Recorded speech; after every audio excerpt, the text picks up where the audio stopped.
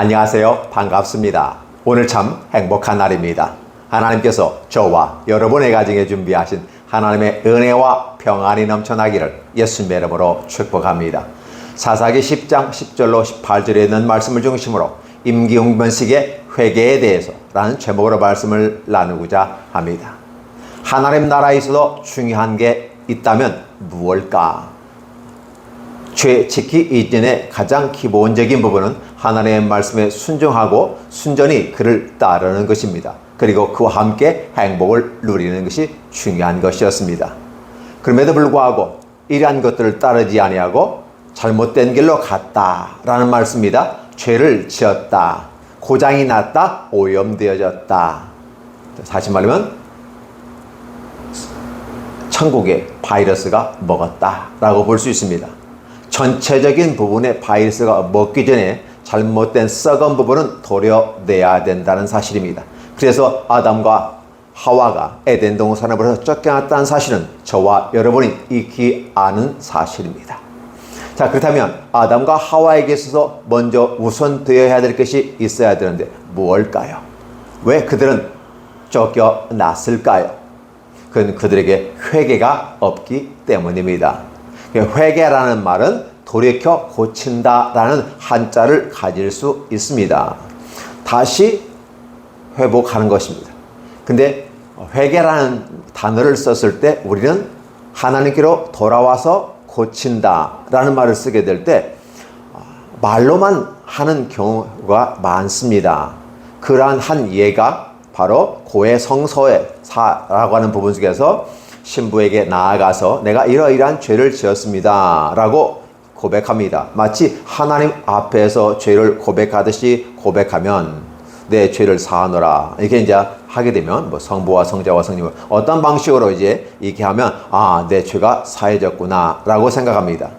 그렇다면 이러한 것들이 한 번으로 끝나야 되는데 지속적으로 끊임없이 변함없이 찾아와서 같은 죄를 반복하며 죄 지었다고 합니다. 이러한 경우에 그 사람이 회개하였다고 말할 수 있을까요? 반복해서 짓는 죄에 대해서 천국에서는 용서가 될까요? 라는 질문을 한번 여러분에게 던지고 싶습니다. 어떠십니까? 그래서 우리는 회개라는 단어를 썼을 때 회개하여 고쳐서 원래 모습을 회복하는 거다. 원래 회복은 뭐다? 순종하고 하나님의 원리, 순리를 따라 순종하고 가는 것이어서 그분과 함께 행복하게 사는 겁니다. 그런데 어떤 문제로 말미암아 내가 힘들고 어렵고 역경과 고난이 오게 되니까 내가 뭔가 잘못됐구나라고 인식하는 것까지는 좋고 다시 돌아오는 것까지는 좋은데 그래서 말로 내가 잘못했습니다라고 말하는 것까지 좋습니다. 그래서만이 이제 회개하였구나라고 했는데 이것으로서 그의 삶이 고쳐진다면 진심으로 마음을 다하여서 그렇게 고쳐가려고 노력한다면 100%는 아니되어도 고쳐가려는 그런 노력과 수고와 그 마음이 동반된다면 우리는 그걸 회개로 받아줄 수도 있겠다. 처음부터 100% 바뀌어질 수는 없습니다. 그러나 시작은 했다면 그건 회개의 시작이다.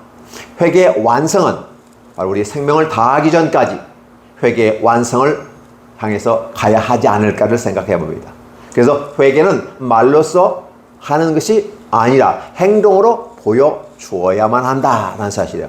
경험적인 차원에서 행동으로 옮겨줘야 되고 하나님께 돌아오는 그 리턴이라고 하는 부분 속에서 하나님께 돌아오는 이 부분이 대단히 중요하고 그 다음에 이제 행동으로 보여줬다면 그 마음으로 새겨서 내 정신세계, 내 마음의 시스템에 딱 정립하고 이런 것은 내가 다시는 하지 않겠다라고 다짐하고 각오하고 늘 생각합니다.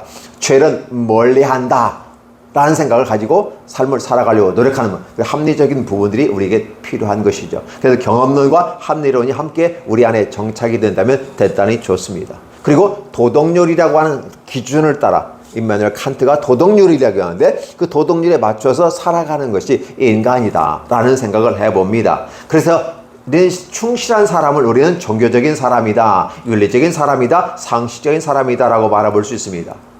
근데 오늘 성경 본문에서 나오는 사람들은 그렇지 않다는 사실입니다.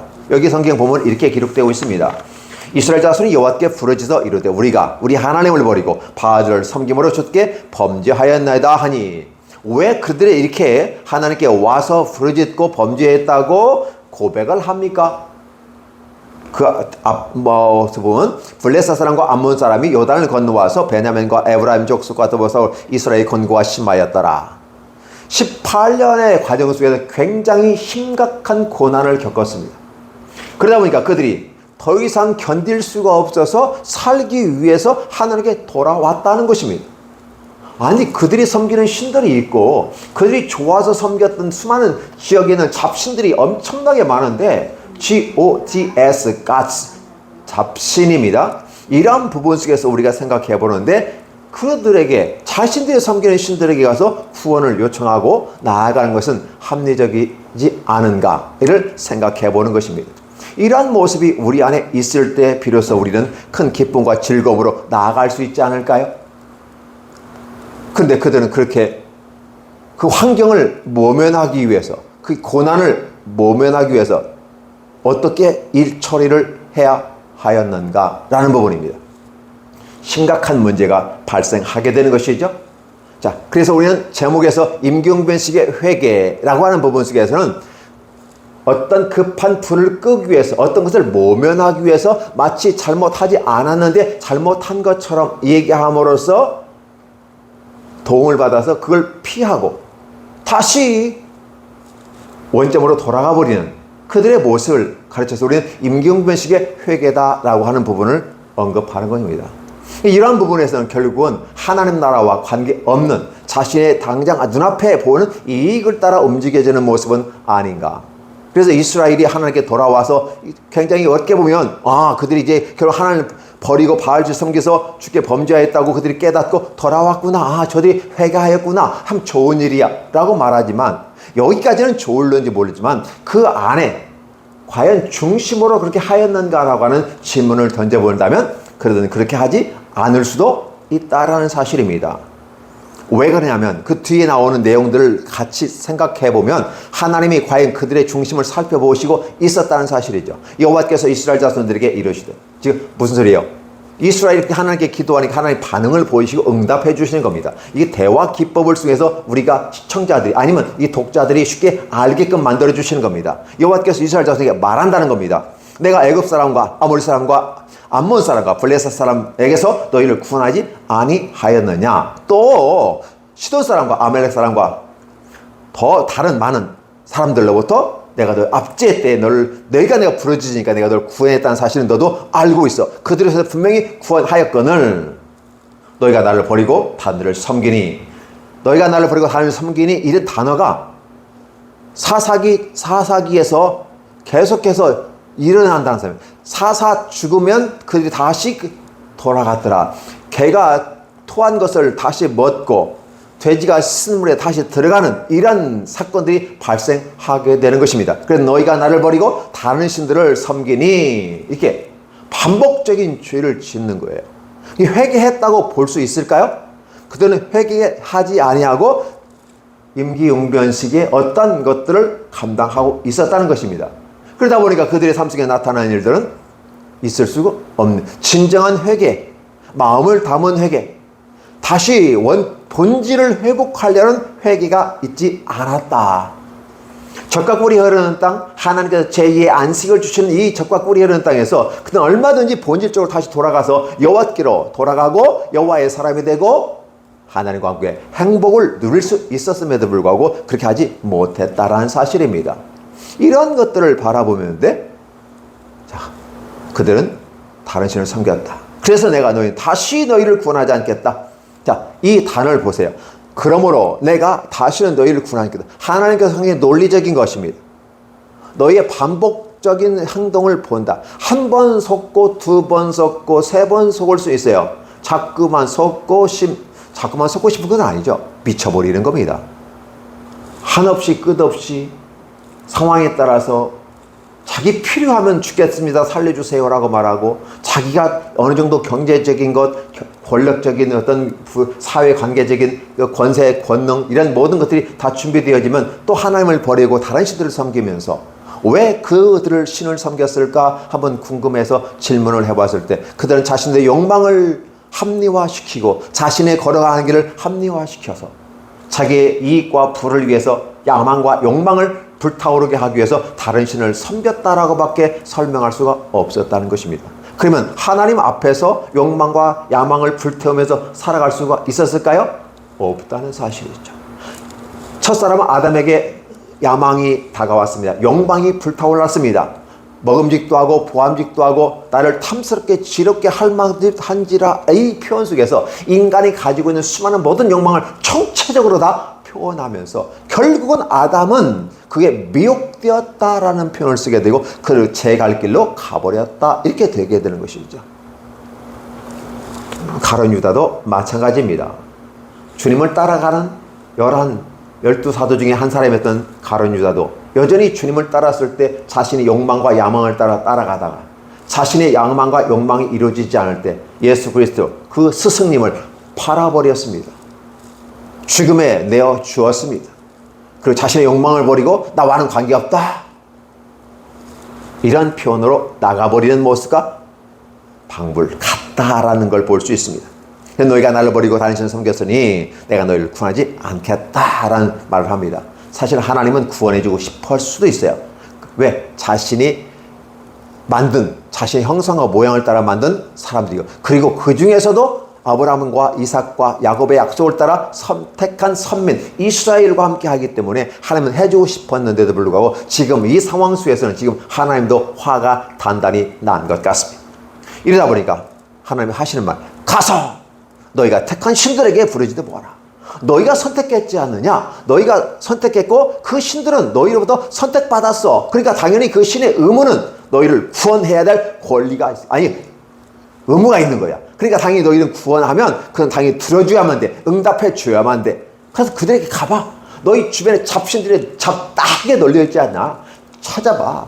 남의 아버지를 찾아가서 부르짖다면 그게 찾아봐라.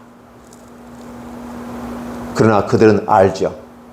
그들은 인간이 만든 공교하게 만든 장인들 장식들이 만든 그러한 것이어서 인간이 깎고 만들고 세우고 만든 것이어서 페인트칠하고 금칠해서 만든 것이어서 그에 생명이 없음을 알아요. 단지 외형적인 어떤 대상을 만들어 놓고 그 앞에서 자기를 합리화시키게 만든 한 것이라는 사실을 알기 때문에 그래서 하나님께서는 우상을 섬기지 말라. 하늘에 있는 것이나 땅에 있는 것이나 물 아래에 있는 어떠한 것의 형상이든지 만들지 말고 절하지 말고 섬기지 말라라고 십계명에 분명히 이야기했음에도 불구하고 그들은 그렇게 하였다라는 사실. 이런 것들이 반복해서 그들이 나타날 때 하나님이 하시는 말씀이에요. 하나님도 이 말할 때는 굉장히 속상했을 것이다 생각합니다. 가서 너희가 택한 신들에게 부르짖어 너희 환난 때에 그들이 너희를 구원하게 하라 하신지라. 하나님 이 말 하시면서 굉장히 속이 상했지만 어떤 때 한편에선 속이 좀 시원한 느낌, 사이다 같은 느낌이라 볼 수가 있습니다. 이스라엘 자손 여호와께 여쭈되 우리가 범죄하였사오니 주께서 보시기에 좋은 대로 우리에게 행하시옵소서. 우리가 다 당하겠나이다. 그러나 제발 우리만을 구원에만 해주십시오. 이제는 뭔가 좀 진짜 절실한 것처럼 느껴지지 않습니까? 다른 거 다 따지지 않을 테니까 매를 때리면 맞겠고 하나님이 때리는 건 맞겠다는 거예요. 지팡이로 이렇게 해도 맞겠다는 거예요. 어쨌든 원래 매로 때리고 막대기로 때리고 지팡이로 안내해 주는 건데 우리를 좀 이렇게 막대기로 때려주시고 지팡이로 좀 인내해 주십시오. 인도해달라는 말은 다르게 구원해달라는 말이에요. 왜? 이스라엘에게는 약속이 인생 막대기와 채찍이라는 것으로 항상 같이 있거든요. 막대기는 잘못했을 때 맞는 하나의 교훈을 줄 수 있는 회초리와 같은 것이고 이 지팡이라는 개념은 리더가 안내할 때 지고 가는 그런 것이 상징적인 의미 속에서 지팡이로 이끌어갑니다. 그러니까 우리를 구원하여 주옵소서 건져내 주옵소서 하고 막 엄청나게 부르짖고 외치는 것이에요. 그러면서 그들은 예적의 기억들을 생각합니다. 아, 우리가 회개했을 때 이러이런 모습이 있어야 돼 라고 했던 것들을 모세 오경의 생각들을 기억해나면서 자기 가운데 이방신들을 제거해버리고 여호와를 섬기며 여호와께 기도하는 것입니다. 그러면서 이스라엘의 권고와 18년 동안의 힘겨움이 있었기 때문에 하나님이 그런 모습을 보니까 또 예뻐 보여요. 왜? 원래부터 사랑했으니까. 사랑하는 사람의 눈에는 조금만 뭐 하려고 해도 예뻐 보이는 것 같습니다. 그러니까 하나님이 안 돼! 절대 내 구원해 줄 수 없어. 너희 신들에게 내내를 부렸잖아. 너희들이 선택한 그들에게 가서 도와달라고 그래. 안 돼. 절대 안 돼. 네버, 네버, 네버! 이렇게 하는 거죠. 예, 하나님이 이렇게. 그럼에도 불구하고 하나님이 자기 모양과 형상을 따라 창조된 자신의 작품들 있잖아요. 자기 자식들이 있잖아요. 같이 그들로 말미암아 내가 영광을 받아야 되는 그 입장에서 사랑하시기 때문에 하나님이 막 근심하셔요. 하나님이 근심하시는 분은 아니에요. 하나님이 근심하는 유일한 대상이 있다면 자신의 사랑하는 자녀들이에요. 택하신 선민들이 하나님의 뜻을 함께 드러내고 동역하면서 하나님의 영광을 드러내기를 원하는 그런 부분에 의해서 하는, 그래서 택하신 것이. 근데 하나님께서 근심을 하셨다. 하나님이 뭐예요? 어떻게 해요? 근심하셨다. 근심했다는 말 하나님 마음이 좀 괴로웠다는 것이요. 안 돼! 안 된다니까? 진짜 안 돼! 이렇게 했는데도 불구하고 그 마음이 흔들려요. 본인이 안 된다고 해놓고도 흔들리기 시작해요. 왜? 사랑하니까 흔들리기 시작합니다. 자, 그때 암몬 자손이 모여서 길앗진을 쳤으므로, 그래서 이제 결국은 다시 또 압제가, 하나님이 시작을 하지 않았으니까 계속해서 블레셋과 암몬이 압제를 하면서 고통이 심하여졌다라는 표현을 쓰고, 그 다음에 그들이 이제 어쨌든 간에 하나님께 들어주시든 들어주지 않든 끝까지 하나님께 물어봐야 될 거 아니에요. 근데 이제 그래도 그들의 모습이 어디로 다시 돌아가는 걸 느끼냐면, 사사기에 처음 가보면 갈렙이라는 사람이 80세에 길앗 산지를, 그 사지를 달라고 했을 때, 이 산지를 내게 주옵소서 하면서 했을 때 80세 이 할아버지가 뭘 하겠어요. 그래도 그 믿음으로 하고, 그런데 이제 결국은 전쟁에서 나갈 때 용맹한 자가 누구냐, 누가 먼저 저 성읍을 탈취해서 내게 선물로 주겠느냐라고 하면서 내 딸 악사를 선물로 주겠다. 결국은 어떻게 해요? 너의 출세, 너의 성공 가도를 보장하겠다. 목숨 걸고 쟁취하는 자는 얻는다라고 했을 때 온넬이 가서 그렇게 취했다는 사실을 여러분은 알고 계실 겁니다. 그 장면과 이 장면이 거의 유사해요. 누가 저들과 가서 암몬 자랑과 싸워 시작하겠는가. 그래서 이 길앗 모든 주민의 머리가 될 것이다 라고 하면서 이제 나가라. 이런 장면들 많이 나오죠. 블레셋과 그 이스라엘이 싸울 때도 누가 저 골리앗과 싸워 나가겠는가. 그렇죠? 그렇게 말했을 때 나와라, 한 명 나와라. 막 이렇게 전쟁의 분위기를 돋구면서 상대방의 기를 죽이는 작업을 했을 때 이 자체 내에서 누가 나가겠는가, 나가겠다면 이걸 보장하겠다, 이런 식의 이제 표현하죠. 그래서 그들이 많이 하나님께 돌아온 것 같이 느껴지는 것도 사실입니다. 그래서 우리는 여기서 헷갈리기 시작하는 거예요. 사람의 마음은 몰라요. 물길은 10길 물길은 알아도 사람의 마음의 그 깊이는 모른다는 거예요. 언제 어느 한 순간에 또 손바닥 뒤집기처럼 뒤집을지 모르기 때문에 도무지 믿을 수가 없는 거예요. 그리고 처음이라면 그래, 첫 번 실수는 병가지상사야 하고 그래 내가 이해하고 용서해 줄 수 있어 이렇게 해야 하는데, 지금 역사 출애굽 이래로 계속해서 그들은 하나님 앞에서 반복되는 죄를 짓고 있는 상황 속에서 그들이 회개하였다고 돌아오고 죽겠다고 돌아오고 죽겠다고 돌아오고 이래, 그래서 수없이 사사를 보내고 종들을 보내서 사역자들을 보내서 하나님 일을 감당했지만 여전히 그들은 항상 그 모양 그 꼴이었다. 항상 그 자리에 있었다. 뭔가 발전하는 것 같은데 여전히 그 모양 그 꼴로 그 현 자리에 있었어. 시간은 지나고 역사는 지나는데 변한 게 없었어. 등 따숩고 배부르면 죄짓기 시작하고 하나님을 떠나버리는 이런 모습들이 보여지기 시작하는 것이죠. 그래서 오늘 제가 여러분에게 임기응변식의 회개가 회개인가 라고 질문해 봅니다. 그러면서 오늘 우리들이 하나님께 와서 회개할 때 어떠한 회개가 필요한가? 마음을 담은 회개, 진심을 어린 회개. 그래서 내가 잘못했다고 인지하는 것이 대단히 중요합니다.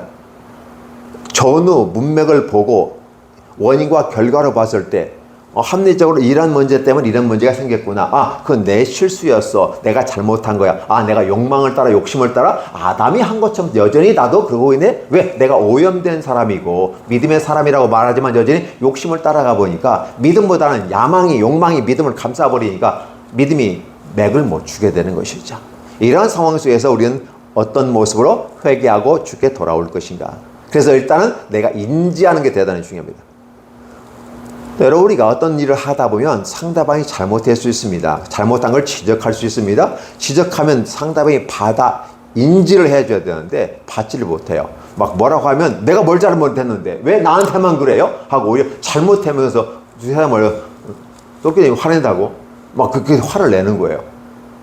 그래서 때로 지혜로운 선생님들은 이렇게 얘기해요. 전후 문맥을 얘기하면서 이런 부분 중에서 이런 부분에서는 당신이 실수한 거야. 어떻게 인정해요? 네, 인정합니다. 그러면 그때 비로소 혼을 내줘야 돼요. 처음부터 혼을 냈다가는 받아들이지 않아요. 그 자기가 잘못했던 것, 이것을 인정할 수 있는 사람은 용기 있는 사람이고, 이 사람은 진짜 믿음의 사람이에요. 내가 잘못한 거, 아니면 내가 이렇게 해서 오해하고 이런 수 있었거든요. 그러면 이 얘기 해주면 받아줄 수 있는 사람, 그래, 내가 그런 부분에서 이런 식으로 이해해서 내가 그럴 수도 있겠네요. 이해를 하고 받아줘야 되는데, 절대 내가 이해 못한 건 아닌데요, 내가 뭐 모르는 건 아닌데요, 다 아는데요, 그러면서 전혀 상대방이 말하는 걸 받아들이려고 하지 않아요. 그래서 믿음이 있다고 이런 사람들은 얘기할 수가 없는 거죠.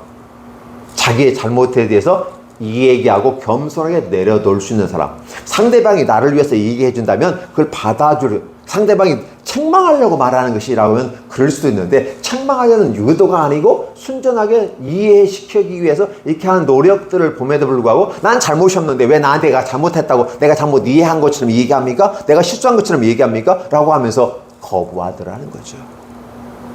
그럼 그 사람이 믿음이 있는 사람이라고 할까요? 예, 믿음이 있는 사람이라고 할 수 있습니다. 근데 아직은 미성숙했다라고 볼 수가 있고, 진정한 회개와 겸손의 자세에 위치해 있지 않았다라는 것입니다. 뭐 이 얘기를 했을 때 일단 들어보고, 과연 그러한가라고 자신을 생각해보고, 어떤 의도인지를 파악한 다음에, 그렇다면 내가 잘못한 걸 잘못했다고 인정하고, 아니면 내가 말한 거에 대한 잘못된 부분으로 설명을 해주신 것 같습니다. 제가 말하는 의도는 이것입니다라고 다시 한번 얘기한다면 훨씬 더 좋지 않을까 생각을 해보는 것이죠. 그래서 우리가 이런 부분 속에서 늘 생각하는 거예요. 하나님 앞에서 회개하고, 그래서 첫 번째 아까 인지한다고 했습니다. 그 회개는 첫 번째가 인지하고, 두 번째는 돌아서야 됩니다. 그 돌아서는 이스라엘이 돌아왔어요. 그걸로 말로서도 하는 겁니다. 그렇죠? 그러면 돌아와서 이제 말로써 하고, 말이 먼저가 되는 거예요. 사실은 말은 한까지 좋았어요. 그리고 그들은 그에 대한 자신들이 돌아왔다, 회개했다는 것을 바로 우상들을 제해버렸다는 걸로 입증을 하고 있는 겁니다. 그리하면서 우리가 지금 와서 말로만 하는 것이 아니라 그들이 섬겼던 신들을 다 제하고 불살라버리고 찍어서 태워버리고, 이제 더 이상 그들은 우리 앞에 없어요, 그런 걸 하지 않겠어요 라고 하는 이런 행동들이 뒷받침되어야만 하는 것이죠. 그렇죠? 그러면 이 정도 되면 받아줄만 하지 않을까요? 그 정도면 충분한 것 같아. 예, 하나님도 그렇게 받으셨습니다. 그런데 중요한 것은 뭐냐면 끝까지 그런 마음을 가지고 갈 수 있느냐라는 것이요. 근데 끝까지 갈 수 있다는 것은 본질에 도달했을 때 끝까지 갈 수가 있어요. 진짜 본질의 믿음에 아버지 앞에서 처음에 순종과 하나님의 원리와 순리를 따라가는 이런 모습으로 그 본질에 하나님과 교제 소통하며 행복한 낙원의 삶을 누리는 이런 본질로서 도달했을 때 비로소 지속성을 얻을 수 있는데, 만약에 거기까지 이루어지지 않고 단지 객관적인 것을 합리화시켜서 이해시키기 위해서 그렇게까지 눈앞에서 눈 가리고 아웅 하는 것처럼 한다면 진정한 회개에 이르지는 못하겠구나. 이런 경우는 또다시 반복해서 어떤 문제가 발생할 수 있음을 우리는 알 수 있습니다. 따라서 사람과 사람 사이에서 언어라고 하는 것은 어떠한 생각을 갖고 있느냐 드러내는 부분입니다. 그러나 말로서 도장을 찍을 수 있는 것이 아니고, 말 다음에 항상 마침표 찍고 사인이나 도장을 찍는 것처럼 법적인 책임질 수 있는 부분을 함께 행해 줘야 되는데, 그게 삶으로 드러나줘야 됩니다. 삶의 도장, 삶의 사인이 필요한 것입니다. 우리는 이것을 생활신앙인이라고 정의해보고 싶습니다. 신앙생활이 아니라 생활신앙인으로서 도장을 찍고 가게 되는 것이죠. 이런 모습이 우리에게 동반되어야만 한다는 것입니다. 이렇게 비로소 되었을 때 행복함이 다가오게 됩니다. 행복함입니다. 행복함. 그렇죠? 결국은 회개는 누구를 위해서 합니까? 하나님을 위해서 합니까? 공동체를 위해서 합니까? 자기 자신을 위해서 합니까? 회개는 하나님의 규정에 어긋났기 때문에 하나님의 백성의 공동체에 해악을 끼치게 되는 것이고, 그래서 결국은 내가 벌을 받거나 어떤 고난을 당하는 것이기 때문에 결국은 누구를 위한 거냐? 하나님을 위한 것일 수 있습니다. 그러나 하나님은 그렇게 중요하지 않아요. 문제는 뭐냐면 하나님의 영향을 받지 않는다는 것이에요. 죄를 짓든 짓지 않든 단지 자신의 사랑하는 백성이 정상적인 길에서 떠나 다른 길을 그릇 된 어그러진 길을 가기 때문에 하나님이 괴로울 뿐이지 진짜 하나님의 아무 의미 없어요. 회개라는 개념은 자신을 위한 것입니다. 그리고 자신의 행동과 그의 고침과 변화된 모습을 통해서 공동체에 유익을 줍니다. 그리고 이러한 것들이 결국은 하나님 앞에서 자신의 변화되고 발전된 모습, 잘 나가는 모습을 통해서 하나님께 영광을 돌릴 수 있기 때문에 우리는 회개를 해야만 하는 것이죠. 이런 회개가 지워졌을 때 비로소 행복함이 이루어집니다. 미국에서 있었던 일이었습니다. 미국의 부자들을 향하심으로 당신은 어떻게 부자가 되었습니까? 라고 질문한 적이 있다고 합니다. 이런 것에 대한 통계조사를 보니까 가장 중요한 게 뭐냐면 도덕성의 문제이다. 이게 부자가 되는데 도덕성하고, 아니 도덕을 지키면, 도덕적으로 살면 부자가 안 되는 거 아니에요? 그런데 오히려 미국인들은 이렇게 도덕성을 우선 두르더라는 거죠. 도덕성을 두고 그에 대해서 친구를 사귄다든지 사교성, 그렇죠? 이런 것들을 넓혀가면서 또 인생에 투자도 하는 거예요. 그래서 우리는 미국에서는 주식을 투자는 노후를 위해서 주식을 투자한다고 얘기하고, 한국 사람은 주식을 투자한다는 것은 어떻게 빨리 사서 이문 남기고 또 팔아먹고 돈 더 많이 받을 수 있을까, 요거 생각하면서 주식한다고 하는 거예요. 그러니까 생각이 벌써 차이가 있는 거죠.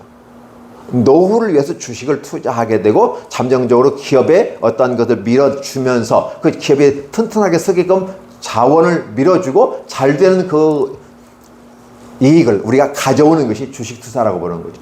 그래서 결국은 금융의 상품에 투자하는 이러한 모습들.